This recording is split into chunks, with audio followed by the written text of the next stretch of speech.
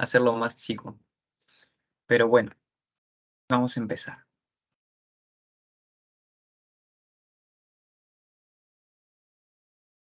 Ok.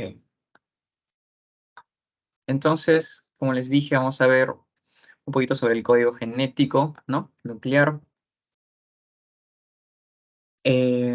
Sabemos el ADN humano eh, está separado, ¿no? Lo hemos separado por cromosomas, porque cuando se van a separar, ¿no? Cuando se va a hacer la mitosis, al momento de jalar el ADN duplicado, se forman cromosomas, ¿no? Y de esta manera nosotros hemos estudiado al ADN a través de los cromosomas. Bien, el ser humano tiene 46 cromosomas, ¿ok? No se olviden.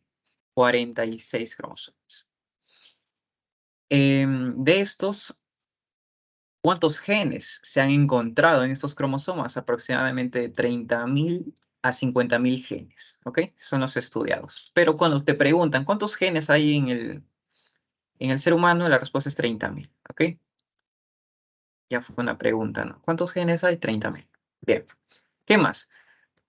Em, Estos genes, ¿no? Son fragmentos de ADN. Son fragmentos de ADN con información relevante para formar alguna proteína, ¿ok?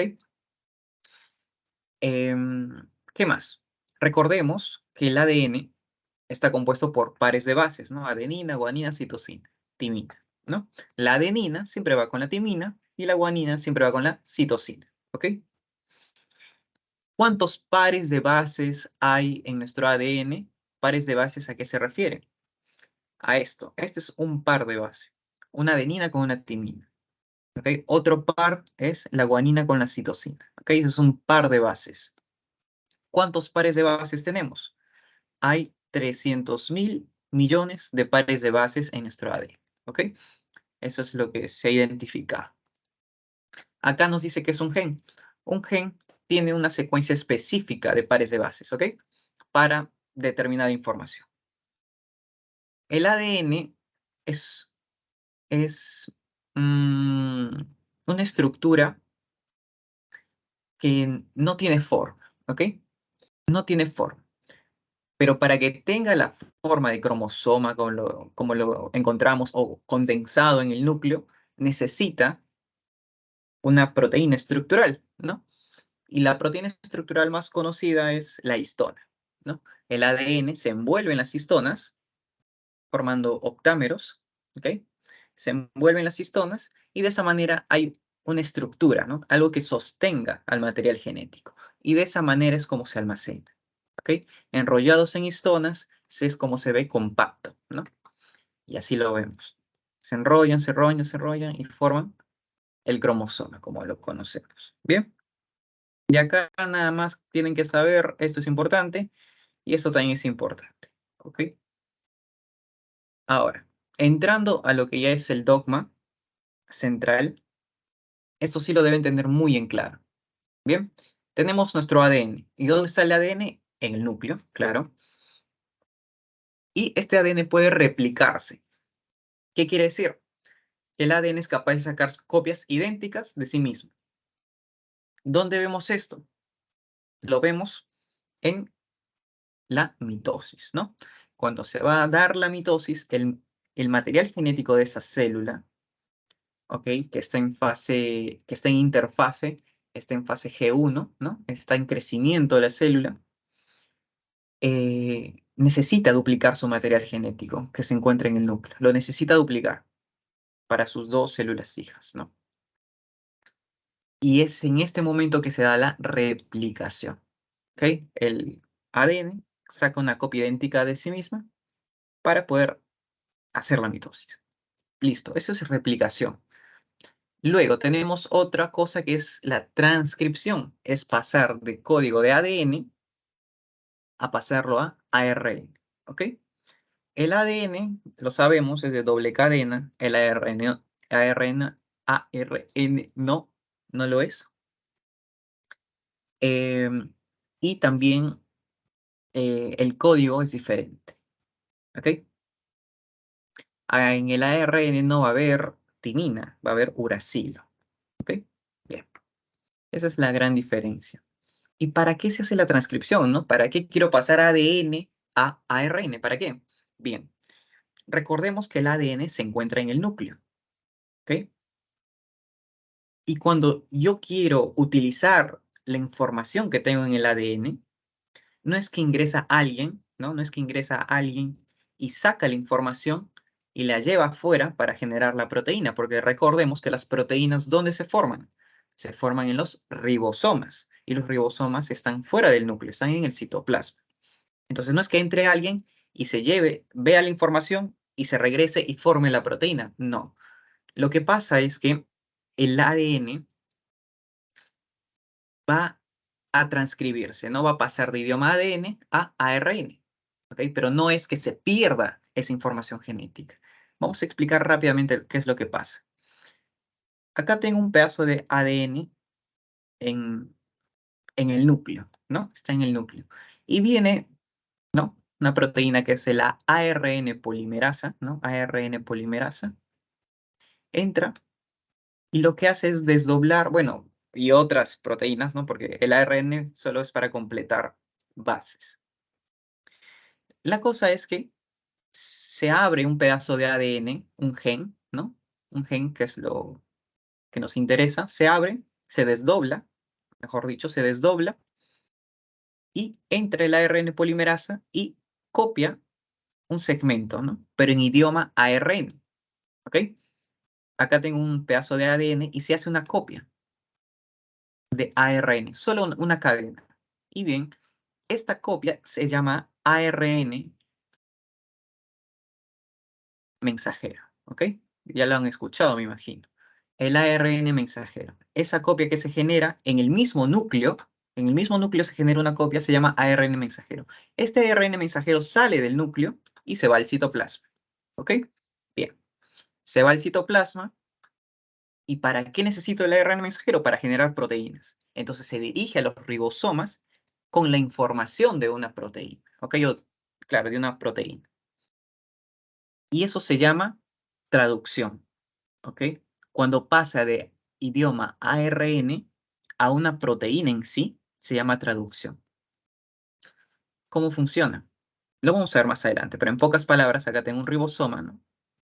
Son dos partes del ribosoma, e ingresa el ARN mensajero, ¿no? Como un hilo que tiene información y se va a ir leyendo poco a poco esa información. Contiene El ARN mensajero contiene la información para generar proteínas, ¿no? Porque acá se van colocando aminoácidos, aminoácidos, aminoácidos, según corresponda, según el codón que corresponda. ¿Bien? Y eso es básicamente, esto lo deben saber al derecho y al revés, porque les van a decir, ¿qué es la replicación? ¿Qué es la transcripción? ¿Qué es la traducción? ¿Ok? Hay otro término que es la transcripción inversa, ¿ok? Que es pasar de ARN a ADN. Pero no se confundan, no es que regresa al núcleo, ¿ok? No es que regresa al núcleo y se aumenta un pedazo de ADN, no es de esa manera, ¿ok? Pero existe el ADN complementario, ¿ok? ADN complementario es ARN que pasa a ser ADN a través de la transcripción inversa, pero este ADN complementario no está dentro del núcleo, ¿ok? No es parte del material genético de la célula. Ok, eso sería todo. ¿Ok? Espero haberme explicado en pocas palabras. Vamos a verlos también, uno por uno, pero espero que haya quedado claro desde ahora. ¿Dudas, preguntas? ¿Algo que no esté quedando claro, chicos? No sé si aún pueden escribir en el chat, si no, interrumpen. Además, no puedo ver el chat. ¿No? Esperen, quiero ver si lo puedo ver en el celular.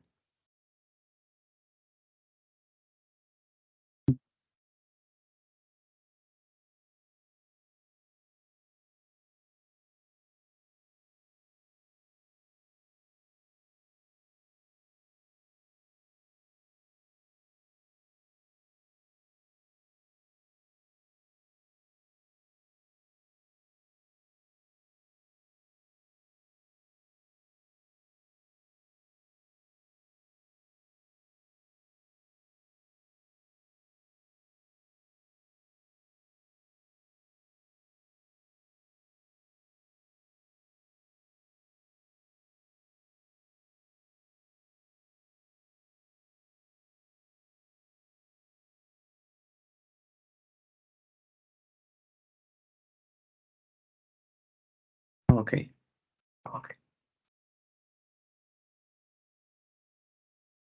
Bien, entonces continuemos. Esto es un gráfico que me parece muy sencillo de entender, ¿no? Para lo que es el dogma, ¿no? En la célula está el ADN, ¿ok? Y que cómo llega a ser el ADN a una proteína, ¿no? Se copia o se transcribe, mejor, se transcribe el idioma de idioma ADN a idioma ARN, ¿ok? Se transcribe y se forma un ARN mensajero. El ARN mensajero llega al ribosoma y a través del ribosoma puede formar proteínas. Es como unos planos, ¿no? El plano es el ADN. Entonces viene alguien y se lleva los planos hacia la construcción, ¿no? Que vendría a ser el ribosoma, donde se genera la estructura. ¿Ok? Y eso sería, básicamente. Un poquito de historia, Watson y Crick fueron los primeros en generar esta teoría de la doble hélice, ¿no? Una estructura tridimensional, doble hélice, ¿no? Del ADN. Pero ellos no lo descubrieron así nomás, no se basaron en la investigación de otras personas. El pionero fue Phoebus Levin, ¿no? El pionero en ácidos nucleicos, porque en 1910 ya se tenía claro que la molécula de ADN estaba compuesto por 4 pares de bases: adenina, guanina, citosina y timina. Y siempre en cada asesoría que doy o en cada clase que dicto, siempre menciono esta lectura, ¿no? Fue una lectura que me dieron en biología. Era terrible porque era inglés, ¿no? Y pucha, estaba empezando la universidad, me daban lecturas en inglés, ¿no? No estaba acostumbrado, ¿no? A leer cosas científicas en inglés. No estaba nada acostumbrado, era muy pesado para mí. Pero bueno, la entendí. ¿Y qué entendí? Entendí cómo había sido el desarrollo de esta investigación para saber que dónde estaba la información, ¿no? Del ser humano. No podían ser carbohidratos, ¿no? No tenía, eran muy grandes, eran estructuras muy grandes. Igual con las proteínas. No tendría sentido. ¿Dónde se guardaría, no? Si las proteínas están formando estructuras básicamente, ¿en qué zona se guardarían? Lípidos, tampoco. Y había otras estructuras que eran otras moléculas, perdón, que eran los ácidos nucleicos. Y dijeron, pucha, esto tiene sentido. Siguieron investigando los ácidos nucleicos y se dieron cuenta que las moléculas de adenina y timina estaban en igual proporción que siempre, ¿no? Siempre había la misma proporción de adenina con timina. Y igual con la guanina y la citosina, siempre estaban en la misma proporción, ¿no? Y se formaron unas reglas, ¿no? Las reglas de Charga, que son estas, que siempre estaban en igual proporción la adenina con la timina, pues obviamente porque siempre van juntas, igual con la guanina y citosina, ¿no? Y si hacemos un poco de matemática, ¿no? Si sumamos adenina con guanina y citosina con timina, también estarían en la misma proporción, básicamente. ¿Ok? Bien. Luego viene Watson y Crick, ¿no? Y propone esto de la doble hélice, ¿basándose en qué? En el trabajo de esta doctora, ¿no? La doctora Rosalind Franklin, que llegó a hacer unas fotografías, ¿no? De rayos X al material genético, ¿no? Y acá se ve la doble hélice. ¿Ok? Entonces, basándose en todo esto, estos dos señores proponen la teoría de la doble hélice, ¿no? El material genético tenía forma de doble hélice. Y eso sería. Ahora, hablando un poquito sobre la replicación del ADN, pocas palabras, porque esto ya lo hemos visto, para recordar, primero se debe desdoblar el ADN, ¿no? Porque está enrolladito, se utiliza la helicasa, ¿no? Para desdoblarlo. Bien, ahora, una vez que tenemos desdoblado el ADN, vamos a tener dos cadenas, ¿no? Separadas ya. Una cadena de 3' a 5' y otra de 5' a 3'. ¿Ok? La de 3' a 5' es la plantilla líder. ¿Ok? Es la plantilla líder. ¿Por qué? Porque esto sí deben tenerlo siempre claro. Cuando se hace la replicación del ADN, siempre va en dirección 5' a 3'. En esa dirección se va a replicar el ADN. ¿Ok? O sea, la copia siempre va a ser en esta dirección. ¿Y quién realiza la copia del ADN? ¿Quién es el encargado de poner las bases, no? Porque, digamos, si acá tengo una adenina, ¿quién es el encargado de colocar acá una timina, no? El encargado es el ADN polimerasa, ¿ok? Esto preguntan, ¿no? Preguntaron. ¿Quién es el encargado de la replicación? No sé cuánto. ¿Quién pone las bases, no? El ADN polimerasa. Es el encargado de colocar base por base que le corresponde. Obviamente lo contrario a la plantilla líder, ¿no? Si acá tengo una guanina, acá abajo voy a poner si acá tengo una guanina, acá voy a poner una citosina, ¿no? Y así. Pero antes de que intervenga el ADN polimerasa, necesito colocar un primer o un cebador, ¿ok? Un primer es un pedazo de material genético que lo coloca la primasa, ¿no? La primasa es la estructura encargada de colocar un pedazo de material genético que va a dar inicio a la replicación, ¿ok? Primero, primasa, coloca un primer y viene el ADN polimerasa a completar, ¿no? Todo en dirección 5' a 3'. Listo, ahí no hay problema. Pero ¿qué pasa con la otra cadena? La otra cadena va al revés, ¿no? Va de 5' a 3'. Entonces, si yo quiero replicar el ADN, recuerden, debo hacerlo de 5' a 3', ¿no?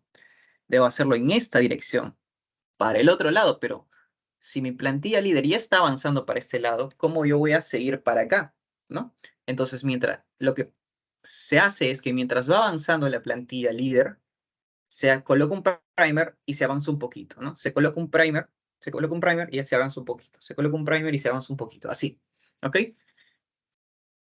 Entonces, en la otra plantilla, o sea, en la plantilla atrasada, va a haber muchos más primers, si se dan cuenta, ¿ok? Porque mientras va avanzando la líder, se coloca un primer y se completa. Se coloca un primer y se completa. Así se va haciendo, ¿bien? Y estos fragmentos que se forman, estos pequeños fragmentos se llaman fragmentos de Okazaki. Okay, otro muy famoso, ¿no? Lo hemos visto siempre. Siempre ha sonado en nuestra cabeza fragmentos de Okazaki. Y ya, bueno, son esos. Y ya, eso sería todo. Listo. ¿Qué más? Esto es para la replicación, o sea, duplicar el material genético. Ahora, ¿qué pasa cuando yo quiero em, pasar de ADN a ARN, ¿no? Hacer la transcripción. No sé si tengo un gráfico de eso. No, ya se va de frente a traducción. Bien, para hacer la transcripción, ¿no? Pasar de ADN a ARN mensajero, se utiliza el ARN polimerasa. No es lo mismo, ¿no? Que el ADN polimerasa. Ya, bueno, solo que acá es ARN polimerasa. Listo.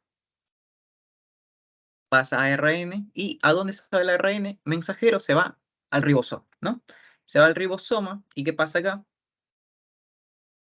Empieza a ingresar el ARN mensajero, ¿no?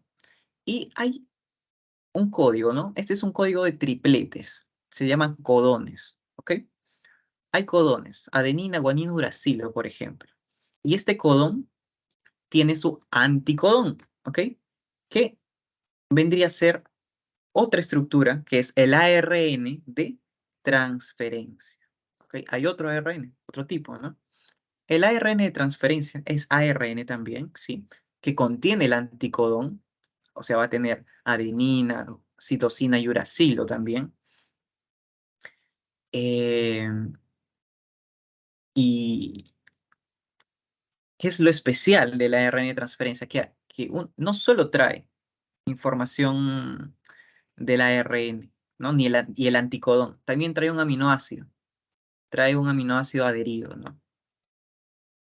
Que puede ser metionina, que puede ser leucina, ¿no? Hay como 20 aminoácidos. Bien. Entonces el anticodón siempre se encuentra con su codón, ¿no? Es como una llave, una cerradura. Está acá el codón que está entrando, el ARN de transferencia está entrando y llega el anticodón y se une, ¿no? Y luego continúa. Viene otro codón con su anticodón y se unen. Y por arriba, ¿qué van a quedar? Van a quedar los aminoácidos, ¿no? Que posteriormente, a través de, de enlaces químicos, se van a unir, ¿no? Formando un no una proteína, ¿no? Un oligoaminoácido, ¿no? Que luego ya cuando crece se forma una proteína. Porque las proteínas son un conjunto de aminoácidos. Bien, eso es lo que sucede. Acá tenemos a la ARN transferencia. Miren, esta es su estructura en 3D, ¿no? Lo simplificamos, parece un trébol, ¿no? Cuando lo simplificamos, fíjense, tiene dirección 3', 5'. En la región 3' se va a ubicar el sitio donde se va a adherir el aminoácido en esta zona, ¿no? En la tercera hoja del trébol, no, en la segunda hoja del trébol se va a colocar el anticodón, ¿ok? Este va a ser el anticodón, y bien, es básicamente eso, es fácil de entender, ¿no? Lo que sí deben recordar que esto se llama ARN de transferencia, no lo olviden. Bien. Componentes de los ácidos nucleicos. Esto también lo deben saber al revés y al derecho y se aseguran muchas preguntas, ¿ok? Muchas preguntas se van a asegurar sabiéndose esto. ¿Cómo está compuesto un ácido nucleico? ¿Ok? El ácido nucleico está compuesto de 3 cosas: un grupo fosfato, una base y una pentosa, ¿no? O un azúcar. Bien. Las bases ya las conocemos, es las que hemos estado hablando: adenina, guanina, citosina, timina, uracilo, todas las que hay, ¿ok? Todas las bases. Son 5 bases: adenina, guanina, citosina y timina son para el ADN, ¿no? Y lo mismo para el ARN, pero ya no hay timina, ¿no? Hay uracilo en vez de adenina, en vez de timina, ¿ok? Bien. El azúcar o pentosa, hay 2 tipos: ribonucleicos, perdón, ribosa y desoxirribosa. Y de ahí también viene el nombre. ADN de desoxirribonucleico y ARN de ribonucleico, ¿ok? El ADN tiene desoxirribosa y el ARN tiene ribosa, ¿ok? Bien. Entonces, cuando te pregunten cómo está compuesto los ácidos nucleicos, es un grupo fosfato, fósforo, ¿no? O fosfatos, una base, que puede ser púrica o pirimídica, y una pentosa o azúcar. Son 3 cosas, y de cada cosa tiene una sola, ¿ok? Un grupo fosfato, una base, una pentosa, ¿ok? Bien. Ahora sí, yo tengo demasiado reflujo.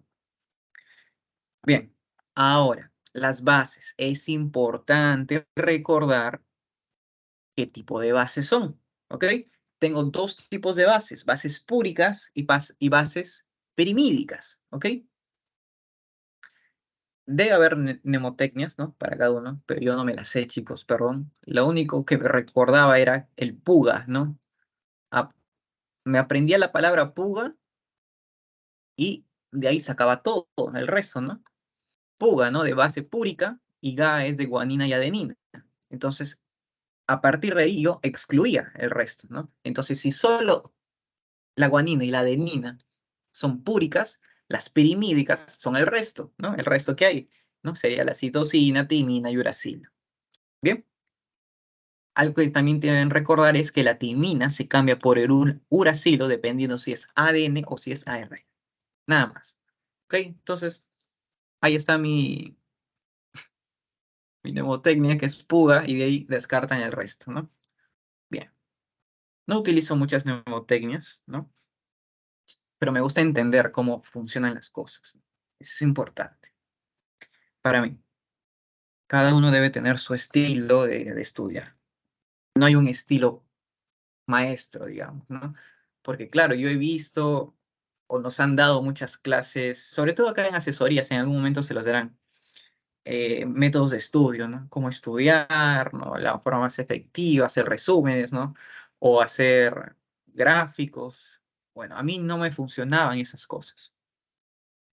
Lo que yo siempre hacía era leer, ¿no? Leer y entender, sobre todo. Me gusta entender, y una vez que entiendes y lo aplicas, ¿no? Ya en clínicas, lo aplicas, o en ciencias básicas también, ¿no? Con ejemplos, es muy difícil que te olvides. Bien, Y repetir también. Medicina es repetir, chicos, o sea, no se confunden. Los 7 años que es la carrera se van a dar cuenta que a partir de un punto empiezas a ver lo mismo, ¿no? Oye, pero esto ya lo vi el ciclo pasado, ¿no? Pero cada vez lo haces, eso creo que ya lo dije, ¿no? No sé. Cada vez lo haces más especializado. Es repetir, repetir, repetir medicina. Bien. Por eso que los médicos más mayores, con más experiencia, son los más respetados, ¿no? Porque han repetido cosas muchas veces y ya lo tienen al revés y al derecho. Bien, ahora vamos a ver los enlaces que hay, ¿ok? ¿Pueden preguntarle? Sí, pero bueno, no creo, ¿ya? No he visto que pregunten esto, pero no está de más que lo sepan, ¿no? Y lo repasen. Bien, enlaces, enlaces entre la base, ¿no? Entre la base y el azúcar o la pentosa, ¿no? ¿Cuál es el enlace entre esos dos? Es unión glicosídica. Bien, entre base y azúcar o pentosa es unión glicosídica. Y luego, la unión entre la pentosa y el grupo fosfato, ¿no? Es éster, unión éster. Listo. ¿Qué más? Ah, en una cadena doble, ¿no? De ADN. Una cadena doble de ADN, ¿cómo se pueden unir? Eh, ¿Cómo se unen las bases, ¿no? Adenina con timina, guanina con citosina, se unen a través de puentes de hidrógeno. Bien, pero la adenina y adenina y timina se unen a través de 2 puentes de hidrógeno y la guanina y citosina a través de 3. ¿Ok? Esto también creo que ya lo hemos visto en biología, en colegio, pero siempre es bueno tenerlo en cuenta, ¿no? Adenina, timina, 2, guanina y citosina, 3. Bien, listo. Ahora, vamos a ver algunas características del ADN y el ARN. ADN bicatenario, ARN monocatenario. Las células eucariotas, que son nuestro tipo de células, ¿no? Tienen diferentes tipos de ARN, que ya lo hemos estado viendo, si se han dado cuenta. Tenemos el ARN mensajero, ¿ok? El ARN mensajero, que es cuando pasa de ser ADN a ARN a través de la transcripción, ¿no? Y tiene un precursor. Eso lo vamos a explicar después. Se va a entender mucho mejor después, con un gráfico. Antes de ser ARN mensajero, es ARN heterogéneo, ¿ok? ¿Por qué? No entiendo bien. Lo vamos a ver después. Con un gráfico se entiende mejor esto, pero no lo olviden. Antes de ser ARN mensajero fue ARN heterogéneo. Digamos que recién salidito del horno es ARN heterogéneo. ¿Okay? Recién transcrito, o sea, sí, en borrador, digamos, ¿ya? Recién transcrito en borrador, o sea, recién pasado de ADN a ARN, se llama ARN heterogéneo. Recién así, feo. Luego, ya lo pasas a limpio, ¿no? Lo haces bonito, arregladito. Ahí ya pasa a ser ARN mensajero. Bien, más o menos así es. ¿Qué transporta información genética nuclear al citoplasma, ¿no? Para formar proteínas? Luego tenemos otros tipos de ARN no codificante. ¿Qué quiere decir esto? Que no lleva una información genética relevante, ¿ok? No es información genética relevante. Bien, ese es ARN no codificante. ARN no codificante. Y tenemos dos tipos. El ARN de transferencia, que es el que trae los aminoácidos, ¿no? Al ribosoma, ¿no? Para formar las proteínas. Y tenemos el ARN ribosomal, ¿no? Recordemos que o sea, el ribosoma también contiene ARN. ¿Ok? Entonces tenemos 3 tipos de ARN, ¿no? No codificantes, que tenemos 2, de transferencia y ribosomal, y ARN, que sí es codificante, ¿no? Que es el ARN mensajero. Bien, listo. Bien. Acá está. El ARN heterogéneo es el tránsito directo, ¿no? O sea, directito, ¿no?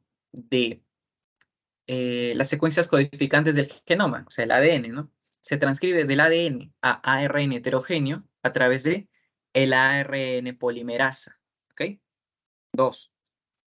Y se convierte en ARN mensajero a través del splicing, ¿no? Que es como que pasarlo a limpio. El splicing es como el pasarlo a limpio, quitar lo que no sirve y solo quedarme con lo importante, ¿no? Es más corto y solo contiene información codificada de la especie correspondiente a cada ARN heterogéneo. Vamos a verlo en un gráfico que lo vamos a entender mejor. Da susto, ¿no? Este gráfico da susto, ¿no? Pero en realidad es muy fácil de entenderlo. Esto es un pedazo de material genético, ¿ok? Este es un gen. Acá lo vemos, es una doble cadena. 5', 3', 3', 5'. Una doble cadena. ¿Y qué vemos? Vemos que está compuesto por zonas, ¿no? Que uno es un exón, otro es un intrón, exón, intrón, exón, intrón. ¿Y qué es todo esto? Es material genético. Así lo encontramos en el ADN.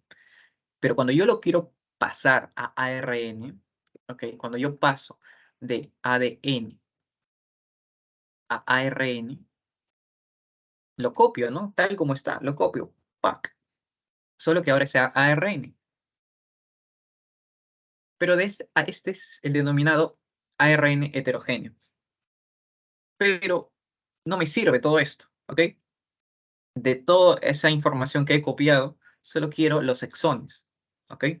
Los exones es el material genético relevante para la formación de proteínas. ¿Y por qué están los intrones, no? Y esa pregunta me la hicieron en alguna academia. Me dijeron, oye, ¿por qué están los intrones, no? ¿Para qué están ahí?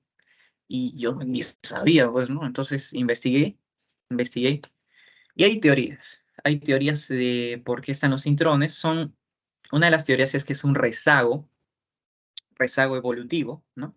En algún momento de la evolución, esos intrones, que es material genético, fueron relevantes. Eran necesarios para formar ciertas estructuras que ahora ya no tenemos, ¿ok? O ya no expresamos porque no nos sirven actualmente, ¿ok? Pero quedan dentro de nuestro código genético, ¿no? Quedaron ahí, ¿no? Como un rezago de la evolución. Entonces, entonces volvamos a esto. ARN heterogéneo, lo tenemos todo copiado así, en sucio, ¿no? En borrador, copiado. Entonces, quiero arreglarlo, quiero quedarme con la información relevante. Entonces, lo que hago es el splicing, ¿ok? Esto es el splicing. A través de los spliciosomas, vienen los spliciosomas y se ubican, ¿no? En los intrones, y lo que hacen es cortan los intrones para que solo se queden los exones. Así, pocas palabras. Pero recuerden, los spliciosomas cortan los intrones, ¿no? Y este proceso se llama splicing. Bien, se cortan, pac, y me quedo con lo que me interesa. Esto de acá, ya es un ARN mensajero, ¿ok? Acá ya tengo un ARN mensajero. Lo que estábamos viendo antes era el ARN heterogéneo. Listo, fácil. Bien, hasta acá. ¿Dudas, preguntas, chicos? ¿Algo que no ha quedado claro? ¿Algo que quieran que vuelva a repetir?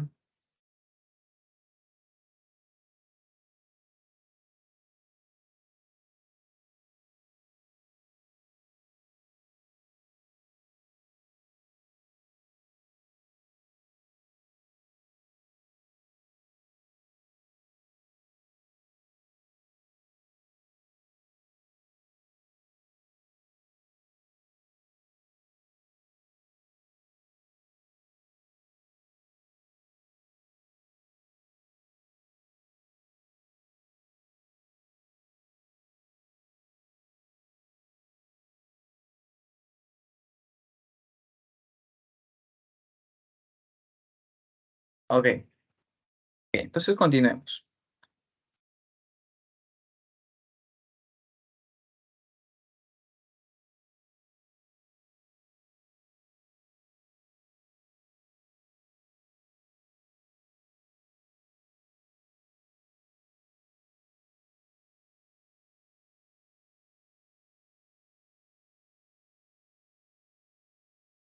Bien, eh,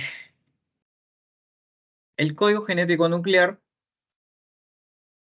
es básicamente bases, ¿no? Que van a determinar un aminoácido, ¿no? Para formar proteínas. Y acá los tenemos, ¿no? Acá tenemos a los codones, en pocas palabras. Codones.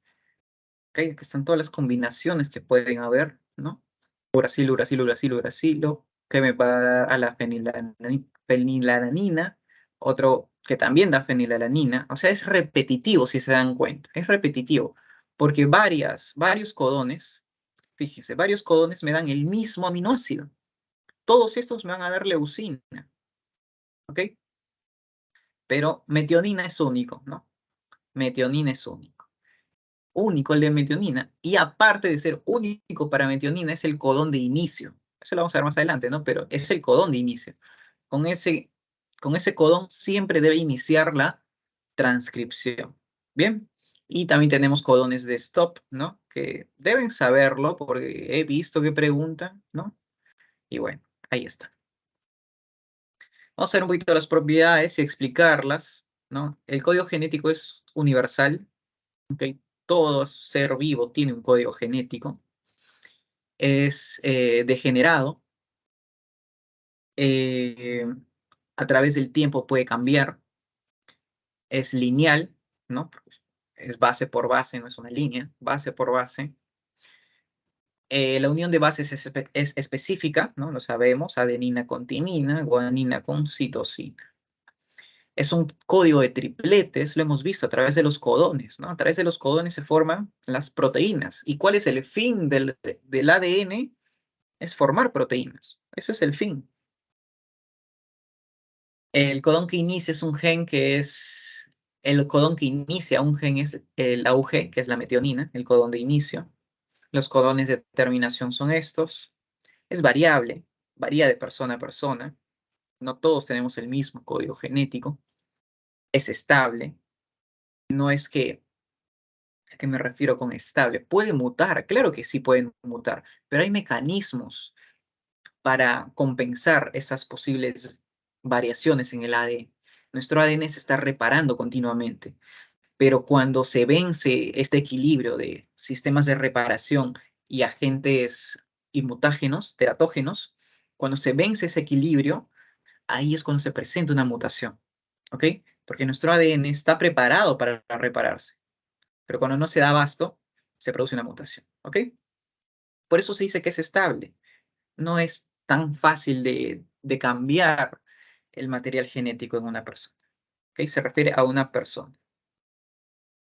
Es una estructura totalmente descifrada, ¿no? Ya se sabe. El código genético humano ya se descifró, ya se tiene escrito base por base, lo sabemos. Sabemos cuántos pares de bases hay y sabemos qué pares de bases son, ¿ok?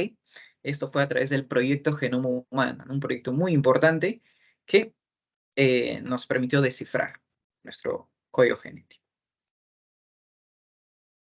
El gen, los genes son, como ya les mencioné varias veces, son pedazos de ADN específicos para formar algo, ¿ok? Una proteína, por ejemplo. El gen tiene la capacidad de dirigir la formación de una réplica exacta de sí mismo, ¿no? Cuando hacen la replicación, por ejemplo. La capacidad de mutar, esto es de sufrir alteraciones sin perder la capacidad de reproducirse. Esto es muy importante, es una característica muy importante. ¿Por qué? Porque una vez que un gen, en caso de ADN, pierde la capacidad de duplicarse, de replicarse, una vez que pierde esa capacidad, ese gen, esa mutación no tiene relevancia, porque ya no se va a poder transmitir, ¿ok? Pero desde el momento de que una mutación sea capaz de reproducirse, ¿qué quiere decir? Que ese material genético, estamos hablando de células, chicos, una vez que una célula muta, ¿no? Muta, el material genético muta, ¿no? Por X motivos. Una vez que muta, pero no se alteró el mecanismo de replicación, no se alteró ese mecanismo y es capaz de producir células hijas con la mutación, ¿ok? Seguimos hablando de un gen, ¿ok? Porque una vez que pierde la capacidad de reproducción, esa mutación no tiene relevancia, básicamente. Capacidad de dirigir la formación de enzimas u otras proteínas, ¿ok? ¿Ok? Bien. Recuerden que las proteínas son de dos tipos, estructurales y enzimáticas. ¿Cómo funcionan entonces em,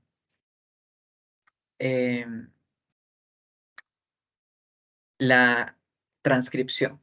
¿Ok? Acá tengo ADN, acá tengo ADN,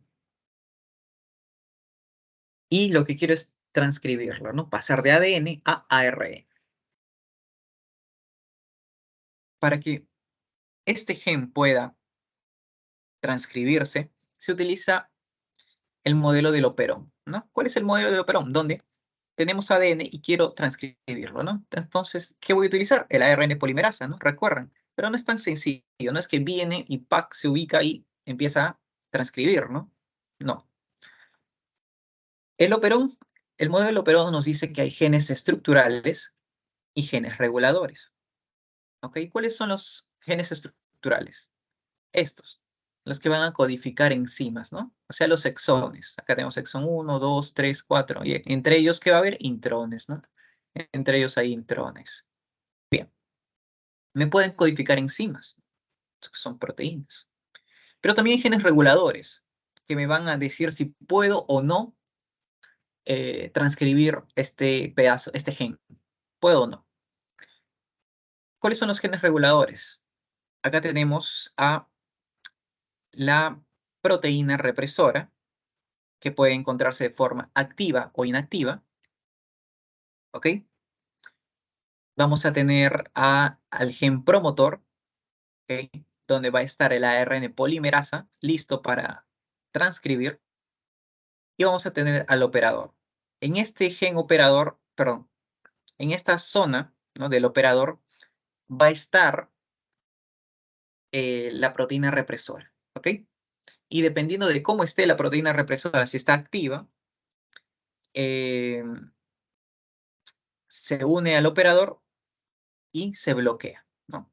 Entonces, la proteína represora, si está activa, se va a unir al operador, se une al operador e impide que la ARN polimerasa avance. Pero si la proteína represora está desactivada, no se va a unir al operador. Al no unirse al operador, hay pase libre para que el ARN polimerasa transcriba. Bien, es básicamente eso el modelo del operón. Hay variaciones en la expresión de los genes. Eso ya lo hemos visto en la clase pasada. Traté de explicarles un poco, ¿no?, sobre la penetrancia y la expresividad. La penetrancia, recuerden, es la capacidad que tiene un gen para alcanzar su expresión, ¿ok? No se confundan eh, con los términos dominantes y recesivos, ¿ok? Los dominantes siempre llegan a expresarse sobre los recesivos, siempre. Cuando estamos hablando de alelos, cuando quiero comparar alelos, ¿no?, el dominante siempre se va a expresar, pero este gen dominante puede o no expresarse. Él es el elegido, ¿ok? Ahora nos centramos en él, en el que él va a expresarse, ¿ok? Sobre, si comparamos el dominante con el recesivo, el dominante se va a expresar sobre el recesivo, con esa condición, ¿no?, de comparación. Pero ahora nos centramos en el gen dominante, ¿no?, que tiene la ventaja de expresarse sobre el recesivo. Nos centramos en él y estudiamos su nivel de penetrancia. Este gen dominante, ¿cuánta penetrancia tiene? ¿Cuánta capacidad de expresarse tiene? Si la tiene completa, o sea, que la tiene al 100%, se va a expresar sí o sí. Pero si tiene una penetrancia reducida, puede que no se exprese, ¿ok? A pesar que él es el elegido sobre el recesivo para expresarse. No se confundan. Comparándolo, el dominante sobre el recesivo, él tiene el pase libre de expresarse. Pero ahora lo estudiamos a él. ¿Cuánta penetrancia tiene? ¿Cuánta capacidad de expresarse tiene? ¿Ok? Eso es otra cosa, otro término. Bien. ¿Qué pasa si tiene penetrancia reducida este alelo? Si tiene penetrancia reducida, puede ser que tengan el genotipo, ¿no?, sea dominante y no se exprese. ¿Ok? Es el caso del retinoblastoma, que lo hablamos, ¿no? Un tumor ocular con herencia autosómica dominante, ¿no? Es dominante este gen, pero tiene penetrancia reducida. ¿Ok? Espero que esté quedando claro esa parte. Ahora, expresividad. La expresividad es la gama de fenotipos que me puede dar un genotipo, ¿no? Digamos, yo tengo acá una mutación, ¿no? Algo raro en el ADN, y esta mutación se puede expresar de muchas maneras, ¿ok? Se puede expresar de muchas maneras. Pueden expresarse todas al mismo tiempo o puede expresarse algunas cosas, ¿ok? Vamos a ver. El más resaltante para mí es la neurofibromatosis, ¿no? Se los mencioné. ¿Por qué? Porque pueden ser desde manchas hasta tumoraciones, ¿no? La expresividad variable. La campodactilia, dedos pequeños, ¿no?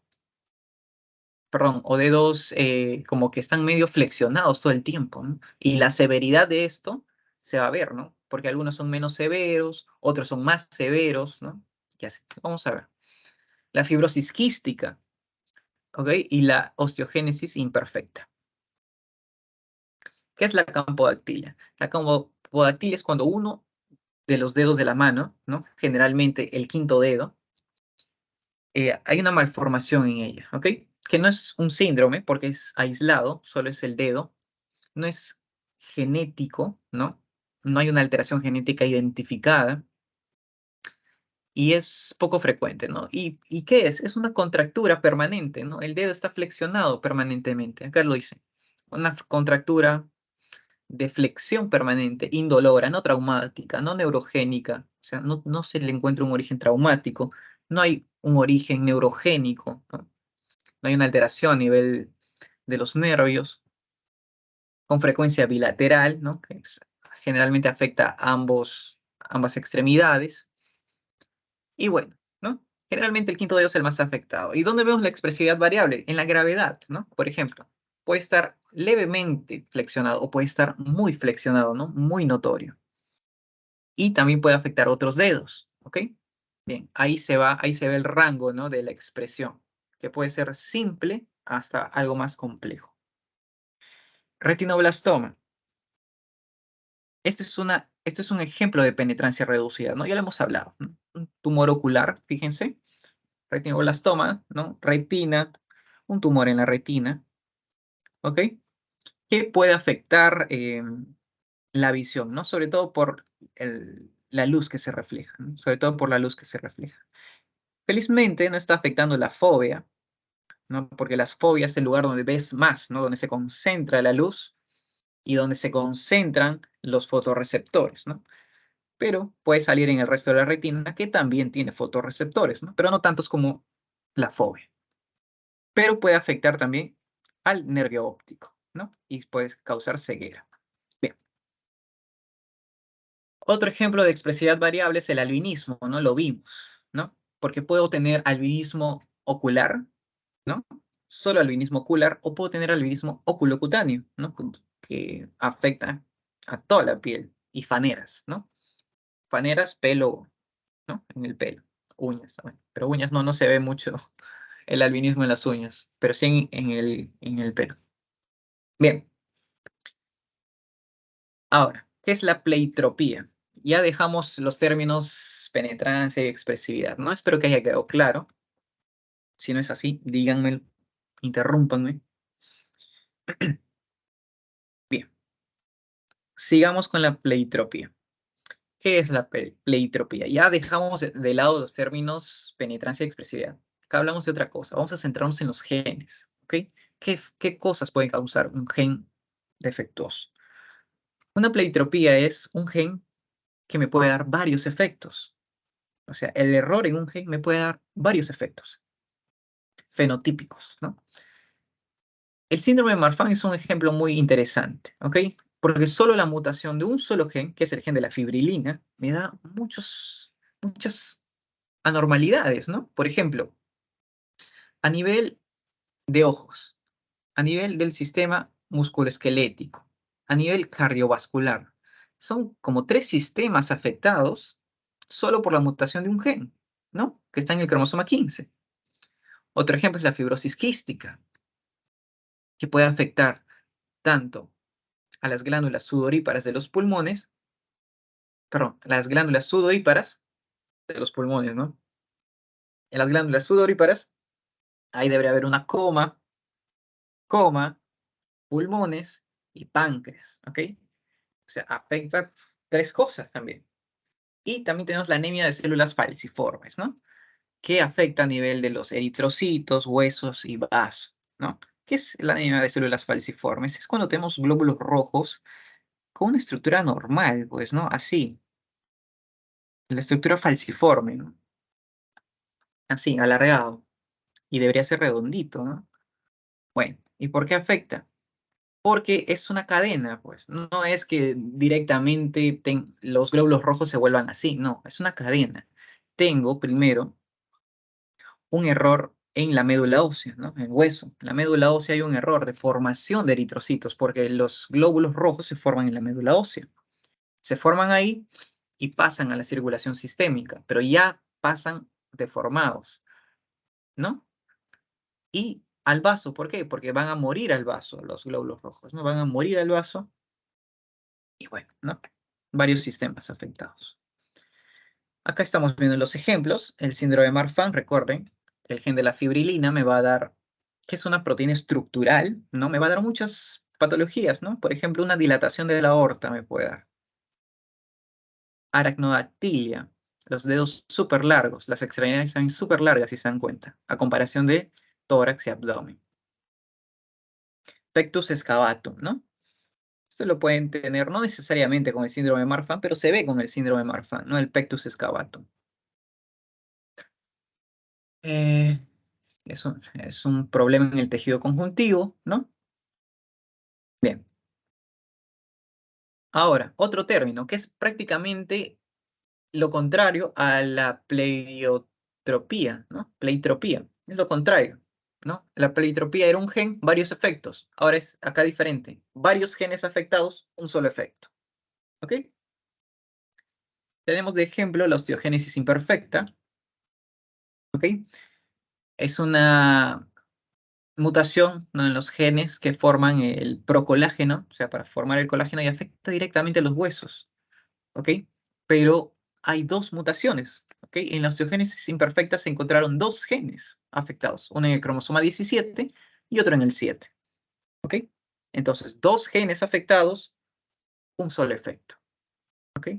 Una estructura normal de la triple hélice del procolágeno. El síndrome de Wanderburg. Este síndrome lo vamos a ver en la siguiente clase también. El síndrome de Wanderburg se caracteriza, o sea, lo más grave es la sordera infantil profunda. ¿Ok? Eso es lo más grave, porque tiene otras cosas características, ¿no? Acá lo vemos. Este es el síndrome de Wanderburg. Lo más característico que vemos es un mechón de cabello sin color, ¿no? Un mechón sin color. Los ojos también pueden ser de diferente color, ¿no? Pero ¿cuál es lo más grave?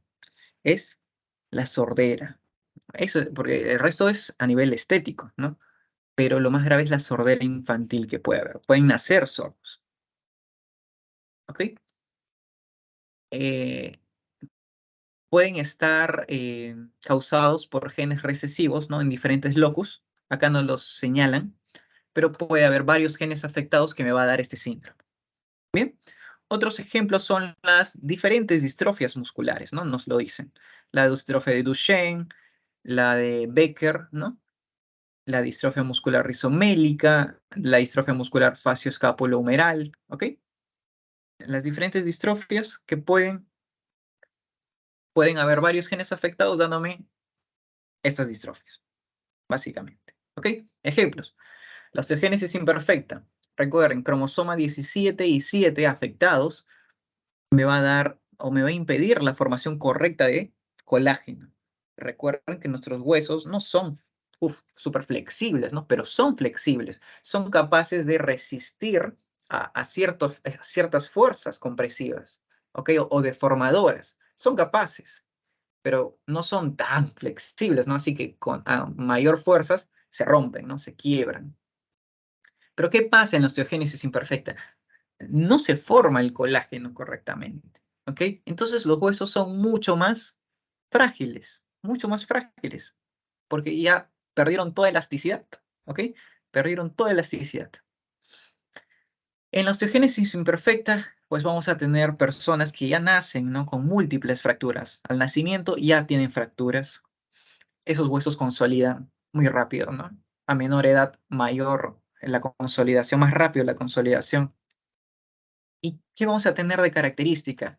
Cuando le hagamos una radiografía a estos bebés o niños, vamos a ver que las extremidades las van a tener curvadas, ¿no? ¿Y por qué? Por las múltiples fracturas, ¿ok? A través de las múltiples fracturas ya cicatrizan de esa manera, ¿no? Acá es algo mucho más evidente, ¿ok? Bien. Cada Wanderburg, ¿no? Varios genes afectados que me da estas características. Lo más importante, la sordera infantil profunda. Y también a nivel pigmentario, ¿no? Me va a dar algunos cambios. ¿Ok?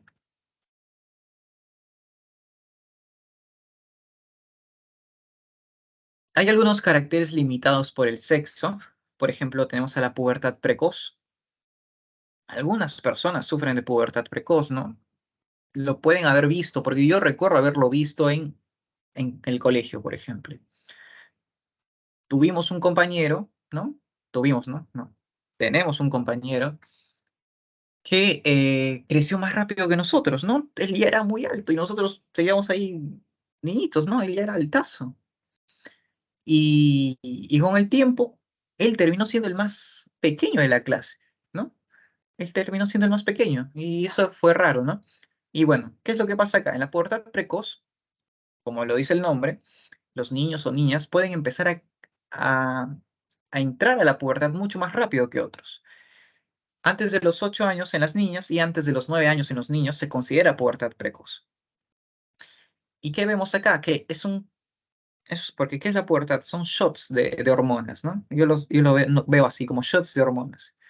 Entonces, ellos tienen este pico de hormonas mucho más rápido, pero también decaen mucho más rápido, ¿ok? Entonces, el crecimiento o el desarrollo puberal es menos tiempo para ellos, ¿ok? Por eso es que se quedan en una talla mucho más corta a comparación de sus compañeros que siguen desarrollándose, ¿no? Siguen creciendo, ¿ok? ¿Cuál es el tratamiento? Tomar hormonas, ¿no? Suplir esas hormonas. Bien. Otros caracteres limitados por el sexo es el síndrome de feminización testicular. ¿Dónde vamos a ver este síndrome? Solo en varones, ¿ok? No puede haber un síndrome de feminización testicular en mujeres, solo es en varones, ¿ok? Ya lo hemos hablado muchas veces, creo que las 3 clases que tuvimos las estamos viendo. ¿Qué vemos acá? Bueno, estas personas nacen sin receptores para andrógenos, ¿no? En este caso la testosterona. Producen testosterona, pero no son reactivas a la testosterona, ¿ok? Porque no hay receptores para ello. Entonces los caracteres sexuales masculinos secundarios no se desarrollan, ¿ok?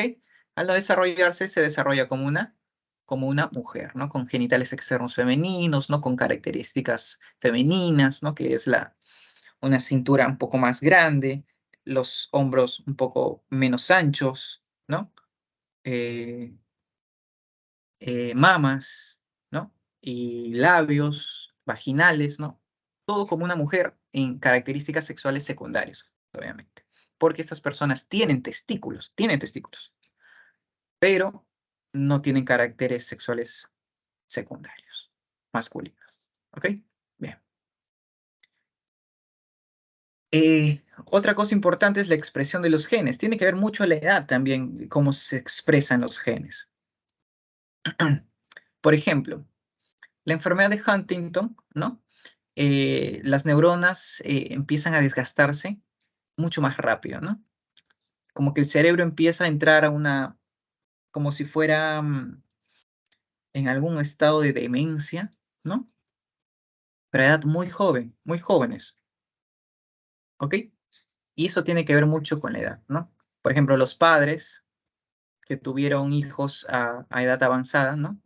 Los padres de edad avanzada que tuvieron hijos, ¿no? Pueden generar esas mutaciones y heredar la enfermedad de Huntington, ¿ok? Bien. Otro es eh, la fenilcetonuria, ¿no? La fenilcetonuria y la galactosemia. Bien. Ahora vamos a ver algunas, hasta acá, dudas, preguntas, chicos, algo que no quedó muy claro. Vamos bien, ¿no? Ya estamos más de la mitad. Vamos más de la mitad y avanzamos bastante. Estamos bien. Bien.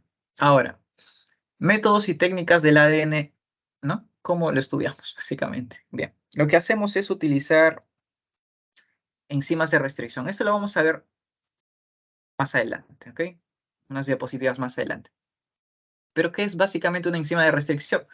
Es una enzima que va a cortar en pedacitos al ADN, pero en pedacitos exactos. Siempre lo corta en el mismo lugar, ¿ok? En el mismo lugar lo va a cortar. Eso es una enzima de restricción. Luego que tenemos a la enzima de restricción, ya con el ADN cortadito, pam, pam, pam, ¿qué hacemos? Los metemos a electroforesis, ¿no? Los pasamos por un gel y a través de electricidad se va a separar por tamaños, ¿ok? Estos fragmentos se va a separar por tamaños. Lo vamos a ver después. Luego los separamos por tamaños y los tamaños que nos interesan los pegamos en una membrana, ¿ok? Y les colocamos, ¿qué cosa? Las ondas. ¿Se acuerdan de las ondas? Las ondas, que era material genético con un colorante, ¿no? Fosforescente para marcar cierto ADN. Bien, le metemos ondas y marcamos el ADN. Si está presente, genial, ¿no? Sabemos que está ahí. Ya, bueno, es eso básicamente la técnica de Souter, ¿no? Souter blot, no sé si la han escuchado, ¿no? Por sangre. No, no es por sangre. Souter, ¿no? Souter blot, ¿no? Esta es la técnica. Ya, es básicamente eso. Bien, electroforesis, interesante. Metes estos fragmentos, ¿no? A electroforesis, ¡pac! A través de estas ondas eléctricas se va a ir separando el ADN por tamaños. ¿Por qué? Porque ¿qué va a caer más rápido? Lo más pequeño, ¿no? Lo más pequeño cae más rápido. En cambio, los trozos más grandes se quedan por arriba, ¿no? Y es eso. Acá se ve por número de pares de bases, ¿no? Los que son más pequeñitos, ¿no? 30 pares de bases, ¿no? Se quedan más abajo. Luego los 48, 150 y así, ¿no? Los trozos más grandes se quedan arriba. Bien. La reacción en cadena de la polimerasa, el famoso PCR, ¿no? No se confundan, porque también en el laboratorio, cuando vean el laboratorio, también les va a salir PCR, ¿no? Pero eso es la proteína C reactiva, que se utiliza para ver si hay inflamación, ¿no? Si hay algún proceso inflamatorio. Sobre todo para determinar si hay infección o no. Si hay un proceso infeccioso en curso, ¿no? O algún proceso inflamatorio en curso. Bien, pero no. Este PCR es la reacción en cadena de la polimerasa. En inglés, en inglés, ¿no? Polimerasa en inglés, no sé. Chain de cadena, reaction. ¿Ok? Listo. Esa es la PCR. ¿Y para qué sirve la PCR? Es para aumentar el material genético que tengo, la muestra, digamos. Es para aumentar la muestra que tengo, ¿ok? Y poder estudiarla mejor. Es eso la PCR. En la época de COVID nos tenían podridos con la PCR, ¿no? Prueba PCR, PCR, PCR, PCR. ¿Y qué era? Eso que te sacaban, ¿no? La mucosa que te sacaban, lo que hacían era este proceso, amplificar, ¿ok?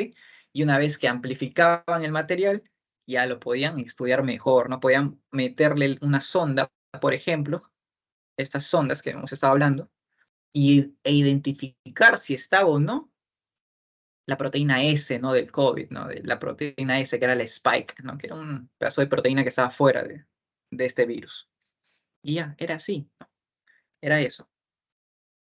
Para mí es interesante porque no sabía. En la época de COVID no sabía ni cómo iba la PCR. Bien, ahora, ADN mitocondrial. Ya hemos hablado de eso, ¿no? En herencia, ya hemos hablado. Entonces ya lo tenemos más caladito, pero vamos a hablar de unas características de él. Este ADN, ¿ok? Este ADN mitocondrial es un ADN circular, ¿ok? Solo es un círculo de material genético. En realidad son como dos círculos. Miren, acá está. Bueno, acá está. Dos círculos, uno externo y uno interno, ¿no? Dos círculos de material genético. O tiene una cadena pesada, ¿no? Rica en guanina, y una cadena ligera, que es esta de acá, la de adentro. ¿Bien? Bien. ¿Qué más? Posee varias copias de ADN mitocondrial. Claro, porque nuestras células tienen, cada célula tiene varios mitocondrias, ¿no? y en nuestro cuerpo hay un montón de células. Entonces, hay un montón de copias de ADN mitocondrial, ¿no? Por todo el cuerpo. Hay 2 especies de ARN ribosomal, 22 de ARN de transferencia y 13 polipéptidos implicados en la fosforilación oxidativa, ¿no? Que es básicamente lo que hace la mitocondria, fosforilar. Fíjense que funciona como un ADN nuclear, ¿no? También tiene su ARN ribosomal y también tiene ARN de transferencia. Es como un ADN nuclear, ¿no? Solo que es más chiquito. Se conocen más de 50 mutaciones de este ADN y más de 100 delecciones y duplicaciones, ¿no? También puede mutar, lo sabemos, causa enfermedades que se pueden heredar. La herencia no la vamos a hablar porque ya la hemos hablado en la clase anterior, para no hacernos así largo. Pero bueno, ¿qué más? Ah, un comentario interesante sobre el ADN mitocondrial es que también en biología, justo en biología, también me dieron una lectura que también era en inglés, que como que nos trataba de explicar más o menos cómo era, cómo es que tenemos mitocondrias, ¿no? Porque es algo interesante, es como una célula dentro de otra célula, ¿no? Porque la mitocondria es como una célula chiquita, tiene su ADN, genera energía, ¿no? Porque básicamente es lo que hace, ¿no? Está interesante, ¿no? Es como una célula dentro de otra célula. Y al parecer fue así hace mucho tiempo en la evolución, ¿no? Son teorías. Que tenemos a esta célula que es la eucariota, ¿no? Y la mitocondria habrá sido otro tipo de célula, ¿no? Y empezaron a coexistir juntas, ¿no? Empezaron a ser codependientes, etcétera, ¿no? Y finalmente terminaron juntas, ¿no? Para mí me parece interesante eso. Bien. Más propiedades del ADN mitocondrial. Doble hélice, ¿no? 2 círculos. Ahí está cuántos pares de bases son, ¿no? Son muchos, son 16.000, ¿no? Nuestro ADN, ¿cuánto tiene? Tiene 3.000 millones, ¿no? De pares de bases. Contiene 37 genes, fíjense, 37 genes para 22 ARNs de transferencia. Tienen sus propios codones de inicio y de terminación. Son diferentes estos codones. Se los voy a dejar al final. Acá lo vemos, ¿no? Tiene una distribución asimétrica de guanina y citosina, generando una cadena pesada rica en guanina y otra cadena ligera rica en citosina. Es interesante eso, ¿no? Acá está la herencia. Recordemos rápido la herencia. Solo la madre puede transmitirle eh, el ADN mitocondrial a todos sus hijos, ¿ok? Pero el padre no. Solo la madre es capaz de darle a todos sus hijos el ADN mitocondrial. Y a su vez, estas hijas que serán madres, posiblemente, a todos sus hijos, sin excepción el sexo. Pero en cambio, los hijos varones no pueden pasarse, ¿no? Enfermedades mitocondriales, básicamente son enfermedades relacionadas a defectos energéticos, ¿no? Debilidad en el músculo, convulsiones, mioclonías a nivel cerebral, en el colon pseudoobstrucción, ¿por qué? Porque no hay motilidad, oído interno, hipoacusia, eh, en la sangre el síndrome de Pearson, en el páncreas diabetes mellitus, o sea, como pueden ver, es que la estructura en la que esté presente la mitocondria es estructura que no va a funcionar bien, ¿okay? Básicamente. Todo lo que puede salir mal, no todo lo que puede salir mal, ¿no? Todo lo que si hay una deficiencia de la estructura, va a pasar si hay alguna enfermedad mitocondrial, ¿ok? Hígado, hepatopatías, ojos, neuropatía óptica, retinopatía, en el corazón, trastorno de conducción, cardiomiopatías, ¿no? El corazón no se va a contraer correctamente, o sea, hay problemas energéticos ahí, ¿ok? Y esas son las enfermedades principales, ¿no? ¿Se las tienen que aprender? Sí, porque he visto preguntas, ¿ah? Te dicen, ¿cuál es una enfermedad mitocondrial? Y te ponen ahí varias y una de estas es, ¿no? El síndrome de Kearns-Sayre, ¿no? La neuropatía óptica hereditaria de Leber, esto lo van a ver en neurología, la encefalopatía mitocondrial con acidosis láctica, la epilepsia mioclónica con fibras rojas rotas y la neuropatía, ataxia y retinosis pigmentaria. ¿Cuál es la que más se preguntan? Estas dos, ¿no? Porque son las más fáciles de aprenderse. Pero lean todo. pero apréndanse el nombre. Eso sí les digo, apréndanse el nombre. Porque solo te pregunto por nombres de enfermedades mitocondriales. Y estas son las diferencias con el ADN nuclear, ¿no?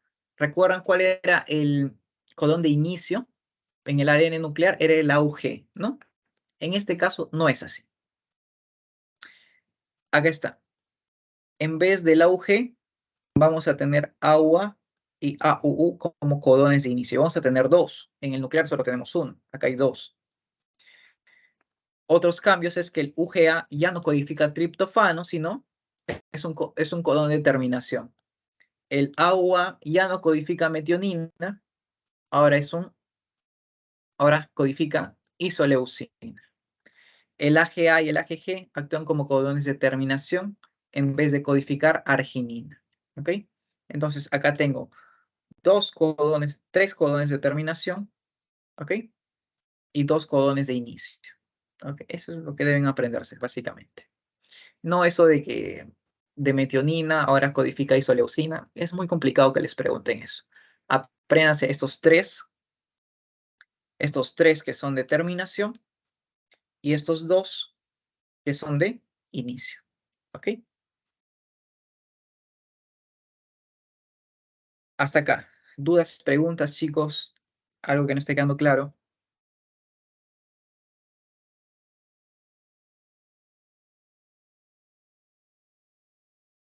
Vamos a hacer un descanso, ¿sí? Porque estamos con tiempo para un descanso. 5 minutos, ¿no? Unos 5 minutitos. Si están despiertos también. Eh, para, para continuar, ¿ok? Espero que estén entendiendo, chicos. Es lo principal, ¿no? Y bueno, 5 minutitos.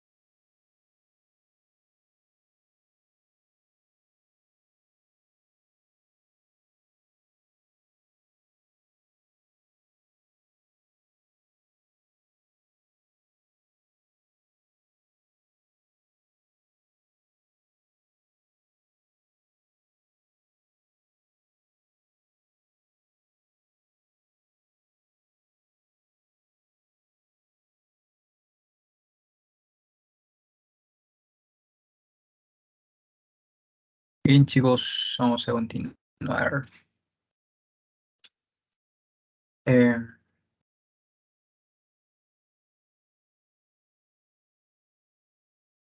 Voy a hacerme café y había así, casi nada de café. Bueno, continuemos. Eh, Bien, nos falta casi nada ya, casi nada. ¿Cuántas diapositivas? Vamos a hablar un poquito del ADN recombinante, ¿ok?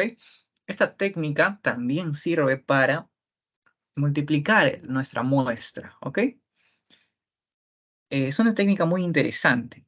Recorran a las enzimas de restricción que hablamos anteriormente, estas enzimas de restricción. Bien, eso es lo que hacen. Lo que hacen es cortar el ADN en los mismos puntos. Lo vamos a ver después en este gráfico. Pero ¿qué hace? Lo corta así y genera bordes pegajosos. ¿A qué se refiere? A este tipo de bordes. No los corta así rectos, ¿no? No los corta así. Los corta generando bordes pegajosos. ¿Qué quiere decir? Zonas donde las bases van a estar expuestas, no van a estar con su par. ¿Ok? Van a estar expuestas esas bases, generando de así que sean propensas de unirse a bases contrarias, pues que les correspondan, obviamente, ¿no? Estando expuestas, ¿no? Las corta dejando bases expuestas. Ese es un borde pegajoso. Bien, esta enzima de restricción la sacamos de bacterias, básicamente. Tenemos la enzima ALUL de Atrobacter luteus, que va a cortar, fíjense lo interesante que es esto, en dirección 5' 3', va a cortar cuando encuentre una adenina, guanina, citosina y timina. Cuando encuentre esta secuencia, va a cortar entre la guanina y la citosina. Ahí se genera un corte, ¿ok? Es interesante, ¿no? Siempre que encuentre esta secuencia, se corta ahí. Otra cosa, otra enzima que tenemos es la de las especies de Moraxella, que cuando encuentra guanina, citosina, citosina, citosina, entre la primera y la segunda citosina, corta, ¿ok? Otro ejemplo, para acabar, la de la Haemophilus influenzae, cuando encuentre guanina, adenina, N quiere decir que no importa qué base sea, timina y citosina, si encuentra esa secuencia, recuerda que N es cualquier base, no importa, va a cortar entre la guanina y la adenina. ¿Okay? Entre la primera guanina y la primera adenina. Ahí corta. ¿Bien? Entonces, así es como funcionan las enzimas de restricción. Cortan el ADN en cualquier, no en cualquier sitio, perdón. Cortan el ADN en sitios específicos, ¿ok? Y siempre van a ser en los mismos sitios, generando bordes pegajosos. Entonces, con esta premisa, ¿qué podemos hacer? Se nos ocurre cortar una muestra de ADN con una enzima de restricción. Tiene que ser, por ejemplo, Atrobacter luteus. Le metemos esta enzima al ADN, ¿ok? Y corta un fragmento específico.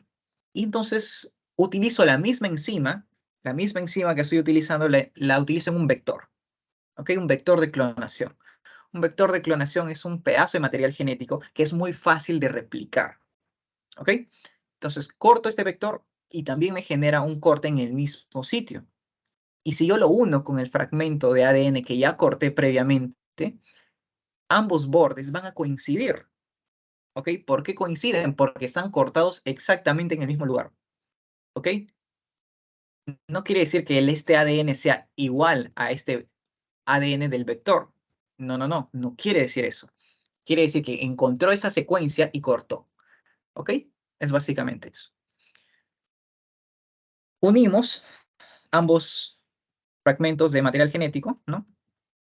Y me genera un vector recombinante. Una vez que tengo el vector recombinante, utilizo la maquinaria que tenga el vector para multiplicarse. En este caso se está utilizando un plásmido, ¿ok?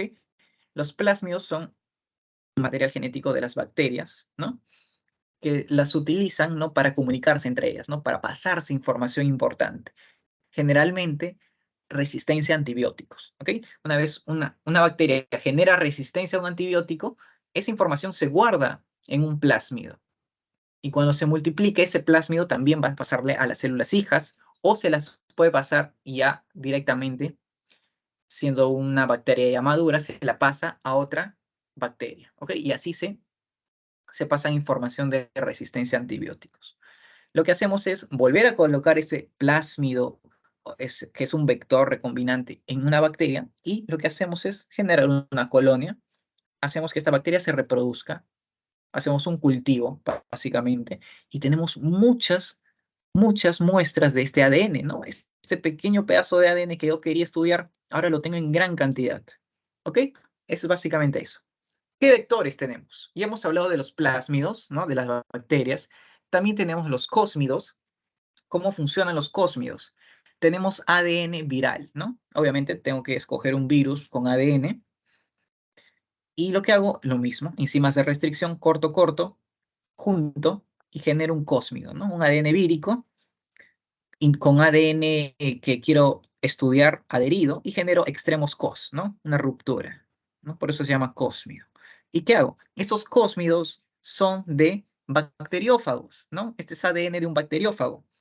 Entonces lo vuelvo a colocar en un bacteriófago y este bacteriófago, ¿qué hace? Infecta bacterias, ¿no? Básicamente, este bacteriófago va a infectar una bacteria, va a utilizar la maquinaria de la bacteria, en este caso una Escherichia coli, utiliza la maquinaria de la bacteria para generar más copias de este virus, ¿ok?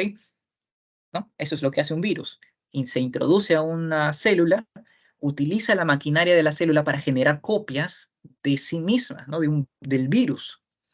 Y finalmente lo que hace es ensamblar todas esas partes y matar a la célula. La célula explota y salen otra vez los virus a invadir más células. ¿Ok? Entonces, eso es lo que hace, pero nosotros interrumpimos eso en cierto punto, ¿no? Porque no quiero que se forme otro bacteriófago. Lo que quiero es el material genético. Entonces, cuando ya se multiplica el material genético,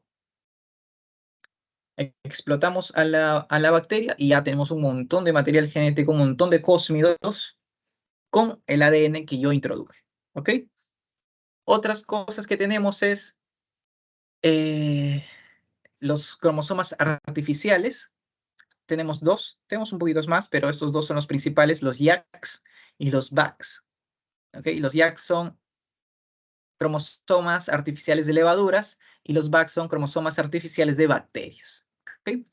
¿Qué hacemos? Colocamos igual, solo que ¿cuál es la ventaja de estos cromosomas artificiales?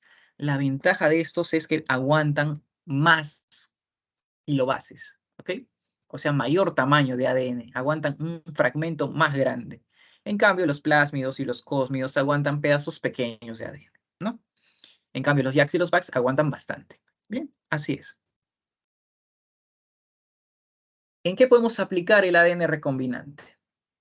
En polimorfismos de longitud de los fragmentos de restricción. ¿Qué es eso? Bueno, básicamente es cuando nosotros queremos estudiar una enzima de restricción, ¿no? O sea, cómo corta, en dónde corta y cómo corta, eh, queremos una gran cantidad de las muestras, ¿no? Que hemos cortado para poder estudiarlas a detalle. Y básicamente necesitamos multiplicar esos fragmentos que hemos cortado para estudiarlos, ¿no? Y bueno, para eso sirve. ¿Y qué quiere decir polimorfismos? Quiere decir las diferentes longitudes o diferentes cortes que me puede dar una enzima de restricción, ¿ok? Porque recuerden que la enzima de restricción corta encuentra este patrón y corta, ¿ok? Entonces va a cortar el ADN en muchos pedazos, ¿no? Porque seguramente va a haber muchas secuencias que tengan esto, adenina, guanina, citosina, timina. Va a haber muchas. Entonces se va a cortar el ADN en muchos pedazos, no solo un pedacito como se ejemplifica, ¿no? En muchos pedazos. Entonces, necesitamos estudiar todos esos pedazos, ¿no? Y para eso se utiliza el ADN recombinante, ¿no? Todos esos pedazos los multiplicamos, ¿no? Y los estudiamos. Cartografía de procesos hereditarios, ¿no? Para seguir alguna patología, ¿no? Algún tipo de herencia, también se puede utilizar el ADN recombinante. La mutación, ¿no?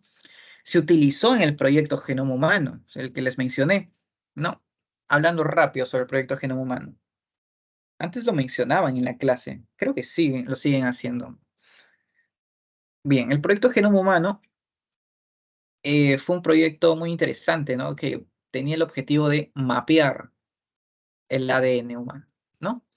Entonces, ¿cómo lo hicieron? Con enzimas de restricción. Pero eso ya casi al final, porque al principio, ¿cómo hacían? Iban cromosoma por cromosoma estudiándolo, ¿ok? Agarraban un cromosoma, lo partían, iban estudiando uno por uno, ¿no? Siguiendo la secuencia. Y eso era muy tardado. Esto lo hacían empresas públicas, ¿no? Hasta que se abrió en las puertas de este proyecto a las empresas privadas. Y las empresas privadas utilizaron otro método, que eran las enzimas de restricción. Cortaban al ADN en un montón de pedazos y todos esos pedazos empezaban a estudiarlos y luego iban armando como un rompecabezas, ¿ok?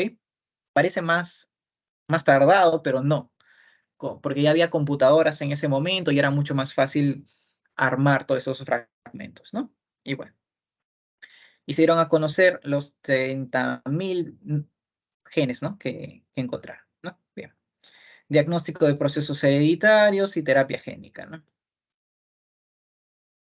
Aplicaciones médicas de la ingeniería genética, producción de proteínas de utilidad médica, esto es muy común, producción de insulina, producción de hormona de crecimiento, interferones, ¿no?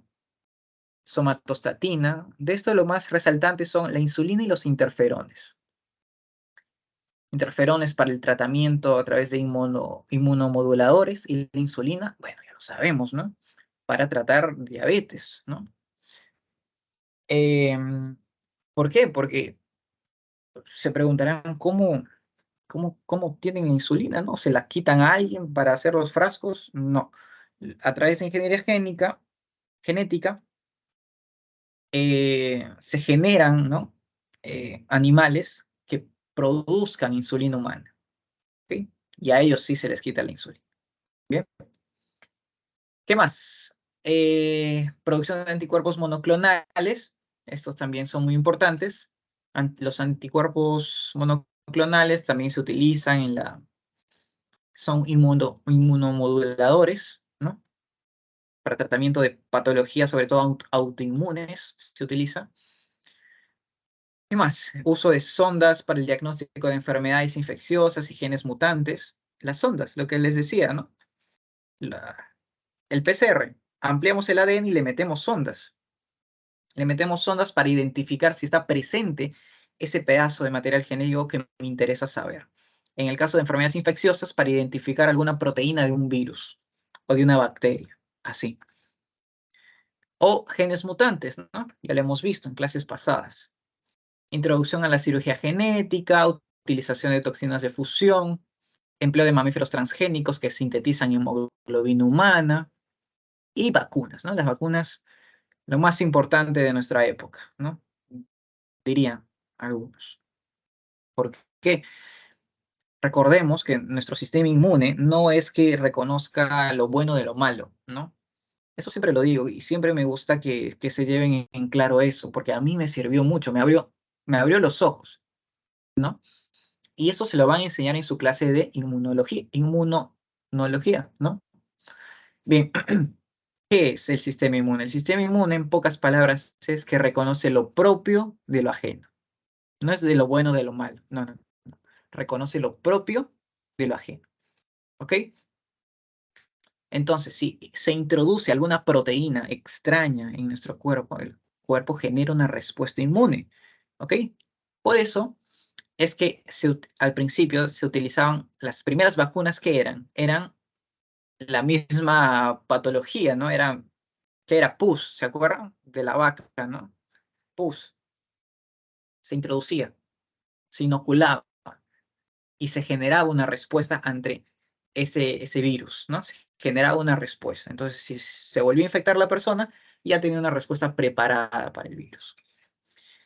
Así fueron evolucionando las vacunas, se empezaron a utilizar virus atenuados, o sea, virus muertos también, ¿no? Que no generaran una enfermedad grave en la persona. Simplemente que el cuerpo esté preparado para identificar a esa nueva molécula como extraña, ¿no? Generar una respuesta. Por eso es que ahora ya no se utilizan virus atenuados, ¿no? Las vacunas modernas actualmente ya son solo pedazos de material genético. Es una proteína del virus que te la inoculan, ¿ok? Ya no te necesitan inocular todo el virus, solo te inoculan la proteína y ya generas una respuesta ante esa proteína. ¿Bien? Bien. Hasta ARN también. Hay respuestas ARN mitocondrial, creo. No, mensajero. Hay respuestas a ARN mensajero incluso, ¿no? Las últimas vacunas. Interesante, ¿no? Bien.